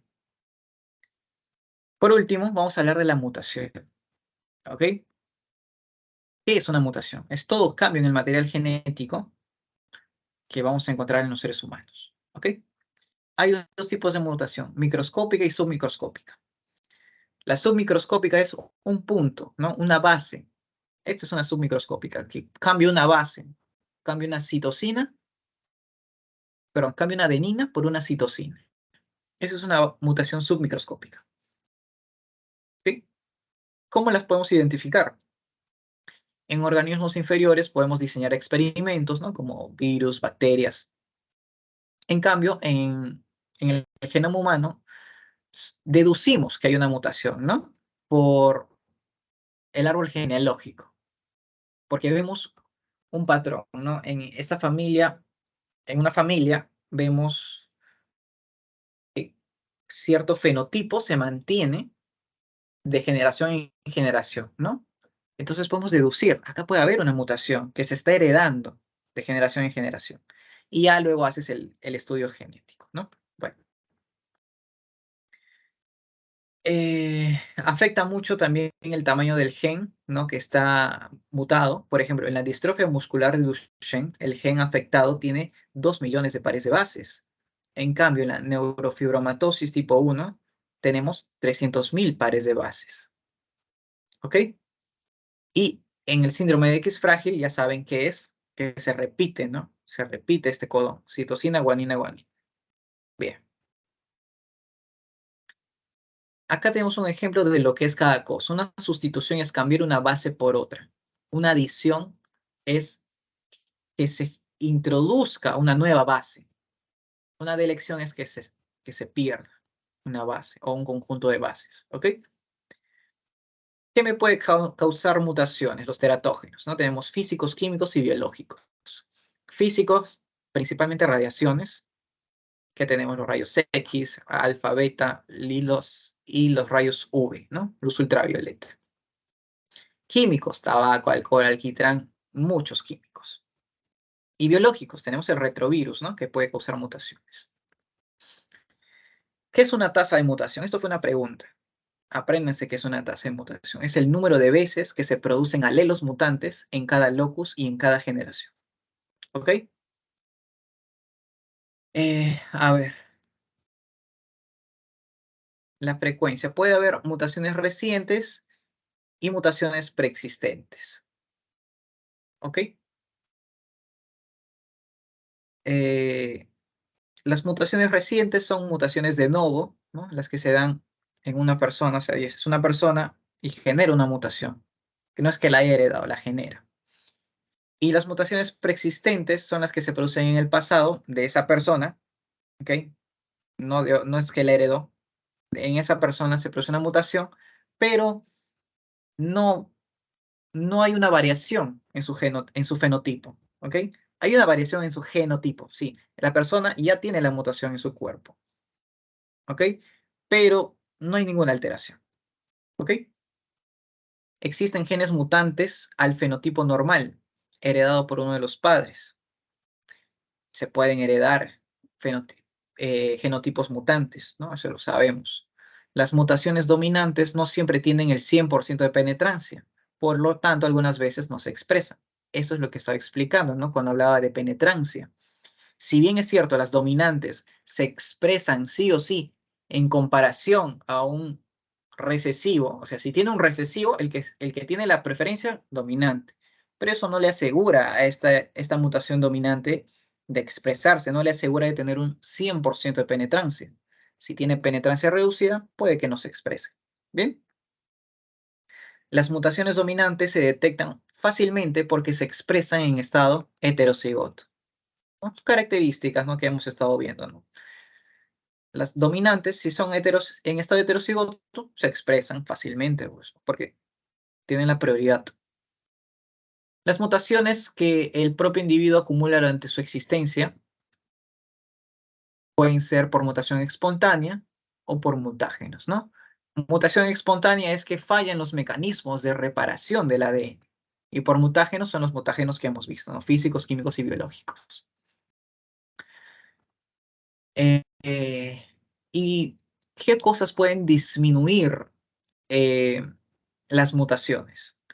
Lo primero es la naturaleza redundante del código genético, ¿ok? ¿A qué se refiere? Que el código genético no es que todo el material genético sea básicamente información súper importante, lo hemos visto, no es súper, no todos, ya estoy un poco trombol, no utilizamos todo el material genético como se dieron cuenta. Hay exones y hay intrones. De esos utilizamos los exones, ¿no? Entonces el material genético se repite muchas veces y mucha de esa información no es importante. Y si hay una mutación en la región no importante, no afecta al final, ¿ok? El carácter recesivo de la mayoría de las mutaciones, eso es algo bueno, ¿no? Que la mayoría de mutaciones tienden a ser recesivas, ¿no? Y mientras no practiquemos la endogamia, mientras generemos variabilidad genética, o sea, asociándonos con otras personas fuera del círculo, ¿no?, de la comunidad, ¿no? O sea, no ser endogámicos, porque la endogamia nos trae mayor probabilidad, ¿no?, de encontrarnos con otro mutante recesivo y generar la patología, ¿no? O heredar, perdón, heredar la patología a alguno de nuestros hijos, ¿ok? Tasa de muerte temprana que se asocia a muchas enfermedades hereditarias, ¿ok? Esto también, no digamos que es bueno, ¿no? Pero muchas de las patologías no son compatibles con la vida, ¿no? Hemos visto el caso del síndrome de Turner. El 90% de las personas que desarrollan síndrome de Turner intrauterinamente no llegan a nacer, mueren intrauterinamente, ¿ok? Por eso es que a pesar que tiene una alta tasa de, de prevalencia el síndrome de Turner, no es que vemos a muchas personas por la calle con síndrome de Turner, no. Si bien es cierto, se detecta intrauterinamente, pero estos bebés llegan a morir, ¿no? Mueren, estos fetos mueren. Entonces, esa herencia ya no se mantiene, pues, ¿no? Porque no deja descendencia, ¿ok? Por eso también. La tasa de mutación llega a bajar. Por último, lo último, estos cuadros les pueden preguntar. Por ejemplo, vamos a clasificar las mutaciones. Pueden ser mutaciones en punto y fuera de fase. ¿Ok? En punto, ¿qué quiere decir? Tenemos sustituciones y transversiones. ¿Qué es una sustitución? Es un cambio de una base púrica o pirimídica por otra púrica o pirimídica. ¿Qué quiere decir? ¿Cuáles son mis púricas? El GA, ¿no? Las púricas son el GA, guanina y adenina. Entonces, ¿qué es una sustitución o transición? Cuando yo cambio una adenina por una guanina o cambio una guanina por una adenina. Eso es una sustitución. Cambiar una base del mismo tipo, ¿no? Púrica por otra púrica o pirimídica por otra pirimídica. Por ejemplo, yo quiero cambiar se cambia, por ejemplo, una timina por una citosina, ¿no? Eso es una sustitución. En cambio, tenemos las transversiones, cuando se cambia una púrica por una pirimídica, o sea, al revés, ¿no? Yo tengo una guanina y se cambia por una timina. Eso es una transversión.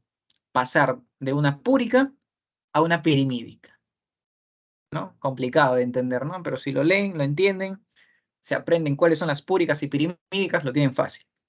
Por último, adiciones. Esto es más fácil. Fuera de fase. Acá en punto no varía el número de bases, si se dan cuenta. Acá el número de bases no va a variar, porque se cambia una por otra.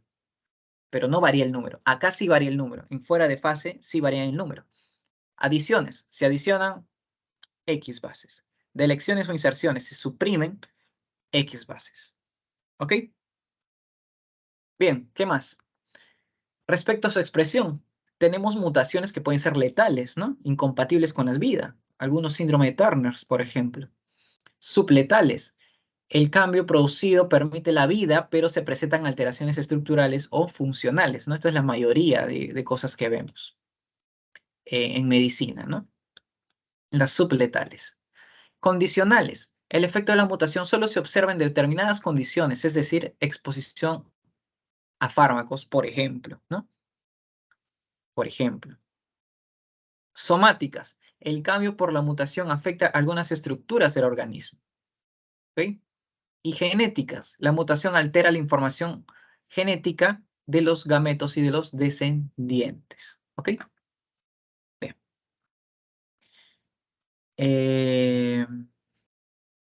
¿Qué más? Respecto al efecto que producen, tenemos mutaciones positivas y negativas y neutras también, ¿no? Recuerden que las mutaciones es parte de la vida, ¿no? Porque en la teoría de la evolución son mutaciones, básicamente, ¿ok? La evolución son mutaciones, mutaciones que salieron bien, es eso. ¿De qué forma? Por ejemplo, bueno, no voy a poderme explicar la evolución, pero básicamente las positivas son las que permiten a este organismo que mutó, que tiene algo diferente, le permite sobrevivir mejor en el entorno en el que está, ¿no? A diferencia de eh, del resto de su comunidad que no adquirió la mutación. A él le permite sobrevivir más. Entonces él genera descendencia y su descendencia es más fuerte respecto a las demás. Entonces esa descendencia persevera, ¿ok? El resto que es débil llega a morir porque no adquirieron esa característica, ¿no? Esa mutación que le permitía sobrevivir en el medio, ¿no? El clásico ejemplo, las jirafas que tenían cuello más largo llegaban a sobrevivir más que las otras, ¿no? Entonces las de cuello largo se mantenían más tiempo con vida, ¿no? En las generaciones, llegando a tener las jirafas como las conocemos, ¿no? Bueno, y negativas, pues lo contrario, le restan las capacidades de sobrevivir, ¿no? Y llegan a morir, ¿no? Y no diría que es algo bueno, pero contribuye a la evolución. Estas especies, al ser más débiles, ya no generan descendencia, ¿no? No llegan a hacer descendencia, entonces esa mutación negativa desaparece con ellos, ¿no?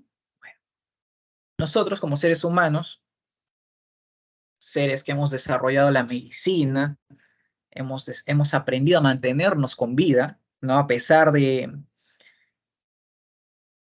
las mutaciones que tengamos, ¿no? Mutaciones negativas que tengamos, hemos aprendido a mantenernos con vida, ¿no? Por eso es que nosotros seguimos viendo muchos casos de mutaciones, ¿no? Y es así. Y felizmente que tenemos a la medicina, ¿no? Y bueno, neutras, que pueden o no ser buenas o malas, no son, están ahí, no son relevantes. Bien, chicos, eso sería todo. Gracias por estar acá. Ahorita les paso el post-test. Y bueno, me puse medio filosófico al final. Ah,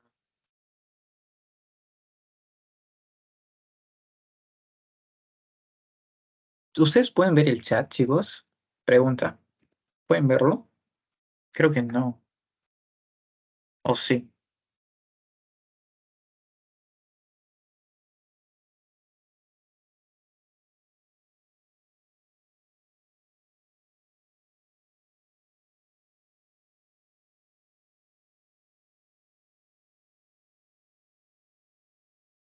Ah, genial.